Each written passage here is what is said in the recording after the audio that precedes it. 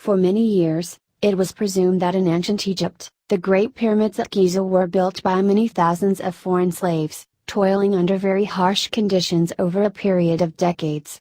Today, many scholars refute this picture of ancient Egypt, believing instead that they were built by the free Egyptians themselves, some perhaps as seasonal conscripts with other artisans consigned permanently to the projects. One must also consider just how the Egyptians would really control so many slaves in one location with the rudimentary weapons of the Old Kingdom. A slave is defined as one bound in servitude as the property of a person or household. This is an interesting definition, considering that it does not refer to entities other than persons or households, such as the state. The definition of slavery does provide that it is the state of one bound in servitude as the property of a slaveholder or household, which seems to have a broader scope. Certainly most of us would consider anyone bound in servitude, regardless to whom, a slave. In ancient Egypt, textual references to slaves are indistinct. From word usage alone, it is difficult to ascertain whether one was a slave or a servant. For example, a priest could be read as a god's slave, but by our definition and understanding of slavery he was not.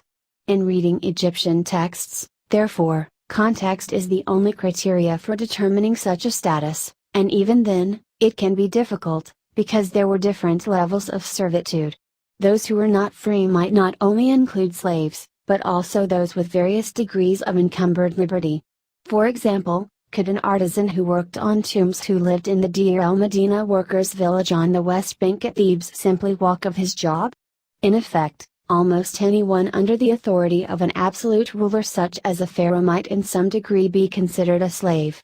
We should also note that, if it is difficult to identify slaves from textual references, it is even harder to do so with depictions.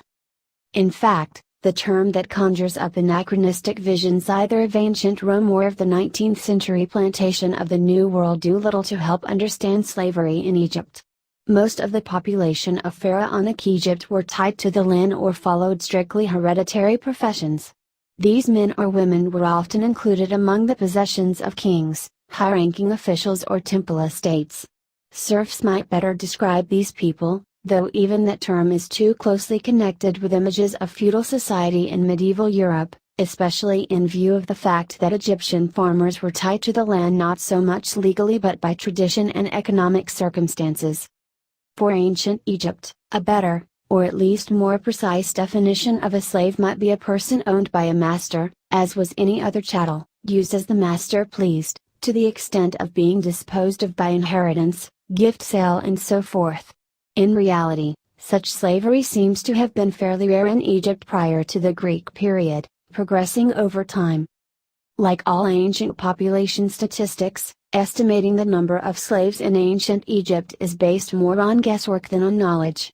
In pharaonic times their part in the population may have been greatest during the expansionary stage of the New Kingdom, when whole populations were enslaved at times.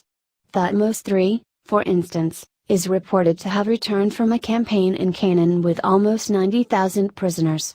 Given the small size of armies usually numbering in the thousands rather than tens of thousands of soldiers, most of these prisoners must have been civilians. There is one collective noun, written with the Hosein hieroglyphic, that refers to groups of people who belong to individuals and institutions such as temples. As early as the Old Kingdom, such groups were mentioned along with land and cattle. During the Middle Kingdom, we also know that they could be acquired by bequest or other arrangements. During the New Kingdom, they could be recruited from captives or given in an endowment.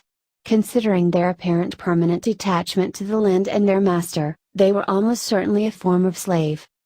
Another similar term, written with a canal sign, appeared to denote another group of people assigned to individuals and institutions, but who were not directly connected with land and cattle. Though we know little about this group of people, they may have been similar or the same as the king's slaves who, during the Middle Kingdom, were often transferred to estates of priests, nobles and officials. The king's slaves were considered the property of their master, but their occupations were not confined to agriculture, as they were also employed in households. We believe that their children undoubtedly inherited the status of their parents. Captives depicted at Medina Habu, almost certainly being led into slavery. In Egypt, as well as elsewhere, the principal and oldest cause of slavery was capture in war. Specifically in Egypt, the general rule was that all captives, including those outside of the military forces, became a royal resource. The king certainly did not keep all of these slaves, though some were resettled in colonies for labor. However, he also granted some of them to temples, to meritorious individuals, and also as booty for his soldiers. From ancient documents, we know that as many as 19 captives could be assigned to an individual as slaves, including both male and female. Temples, on the other hand, could receive an unlimited numbers of captives as slaves, and some references mention many thousands. Also, a trade-in, possibly captured, people from foreign countries was also possible.